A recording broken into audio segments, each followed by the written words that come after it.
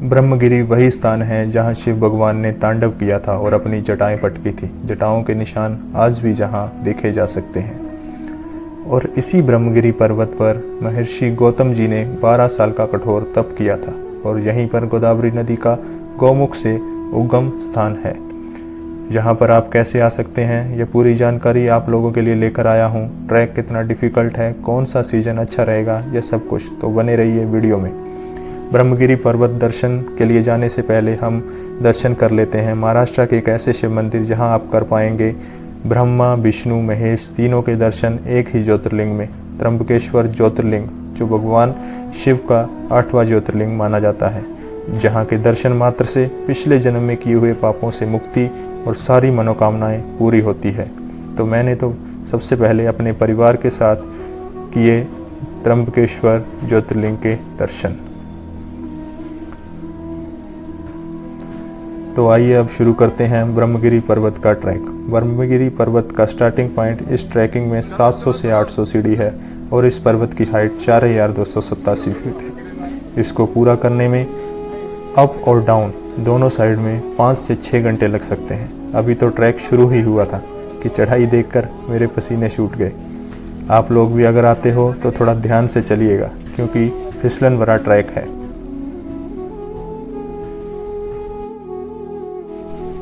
बोल बजरंगबली की जय।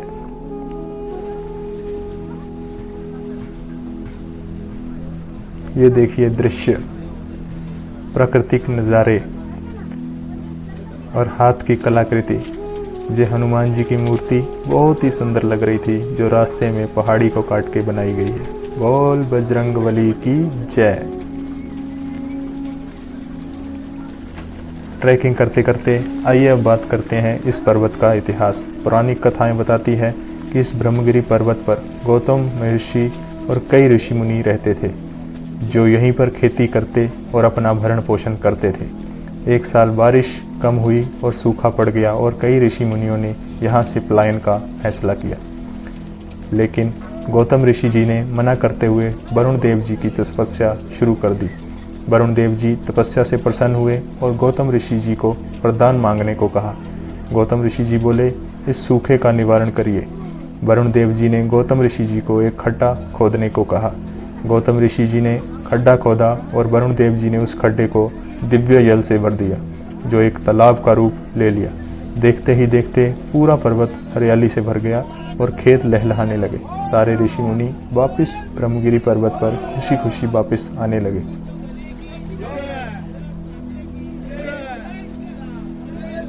लेकिन एक अभागा दिन आया जिस दिन अन्य ऋषि मुनियों की पत्नियों ने गौतम महर्षि जी की पत्नी की अहिल्याबाई के ऊपर आरोप लगाते हुए कहा कि इसने हमें पानी भरने से मना कर दिया।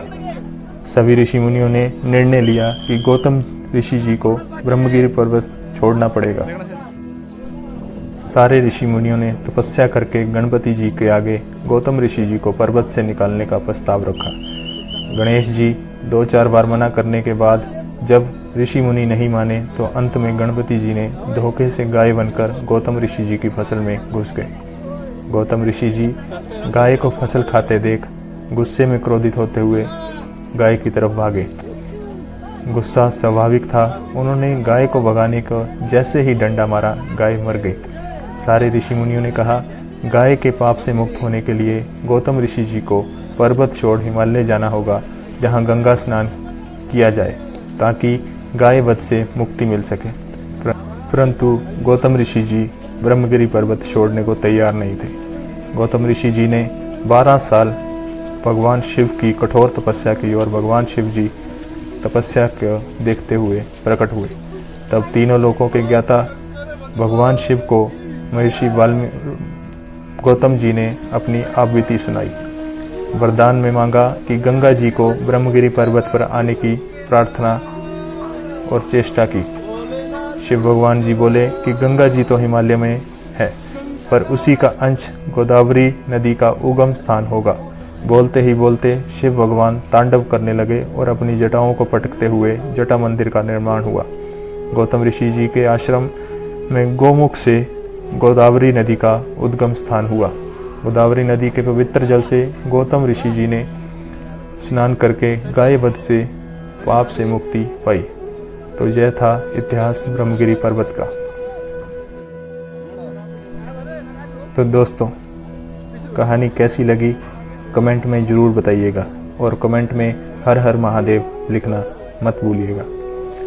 पहाड़ी को देखते हुए और प्रकृति के सुंदर नज़ारों को देखते हुए हम आगे बढ़ते ही जा रहे थे। बारिश की बूंदें और बारिश का मौसम एक अलग ही अनुभव करा रहा था।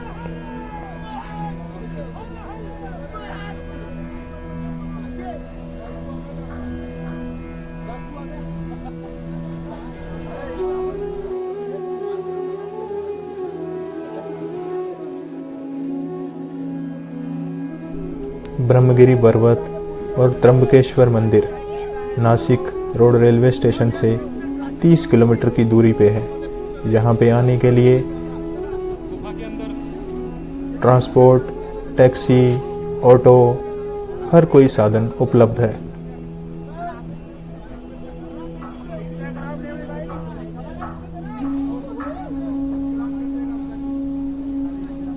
त्र्यंबक शहर अलग ही रूप में नजर आ रहा था, और ये सब देखते हुए हम आपस में बातें कर रहे थे कि उस टाइम की कारीगरी क्या ही कला दिखाती थी।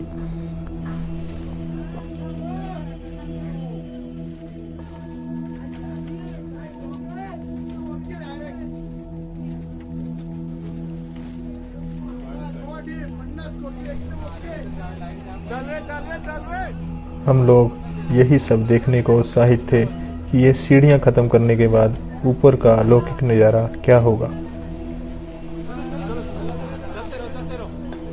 जब मैंने YouTube पे पहली बार त्र्यंबकेश्वर और ब्रह्मगिरी पर्वत का वीडियो देखा था, तभी से मैंने ये मन बना लिया था कि अगर नासिक मेरा जाना कभी हुआ तो मैं यहाँ पे पक्का घूमूंगा।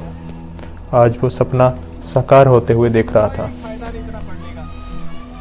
ट्रैक और डिफ़िकल्ट होता जा रहा था, लेकिन लोगों की आस्था रुकने का नाम ही नहीं ले रही थी।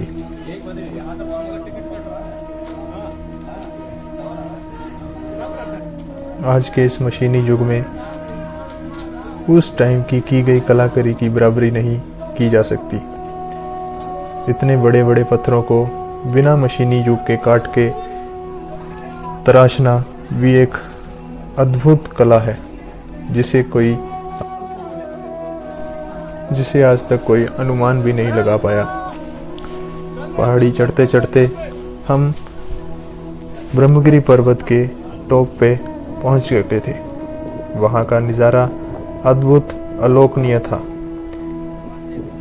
आसपास की वादियों के बीच में हम एक पहाड़ के ऊपर खड़े थे, जहां पे ऐसे लग रहा था कि हम आसमान में खड़े हैं।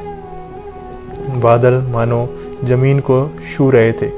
ये सामने ब्रह्मगिरी मुख्य दर्शन, जो कि महर्षि गौतम जी का आश्रम माना जाता है, उसके दर्शन करते हैं। महर्षि गौतम जी ने 12 साल की कठोर तपस्या करके माता अहिल्याबाई के साथ शिव भगवान जी को प्रसन्न करके माता गोदावरी नदी का उगम स्थान बनवाया था। गौमुख से पानी किसी भी मौसम में रहता था, चाहे गर्मी हो चाहे आप में एक अद्भुत नज़ारा है। जय पानी बहता ही रहता है। ये है जटा मंदिर, जहाँ पे शिव भगवान जी ने तांडव करके अपनी जटा पटकी थी। जटाओं के निशान आज भी मंदिर परिसर में देखे जा सकते हैं, जो अपने आप में एक अलौकिक, अद्भुत, अविश्वसनीय है। दोनों मंदिर घूमने के बाद मौसम करवट ले रहा था और शाम के 4 बजने वाले थे। तब हमने वापस आने की सोची, लेकिन चलते चलते हम ऐसे लग रहा था कि हम आसमान में खो गए हों।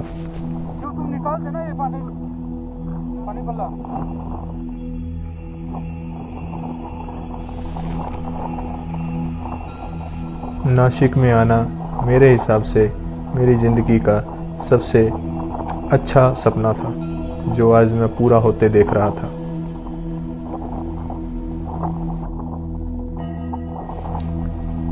आशा करता हूँ कि आपको यह ब्लॉग अच्छा लगा हो। अगर अच्छा लगा हो तो मेरे चैनल को लाइक करें और कमेंट में हर हर महादेव लिखना ना भूलें। ऐसी ही और रोचक वीडियो और ब्लॉग देखने के लिए मेरे चैनल को सब्सक्राइब करना ना भूलें। धन्यवाद।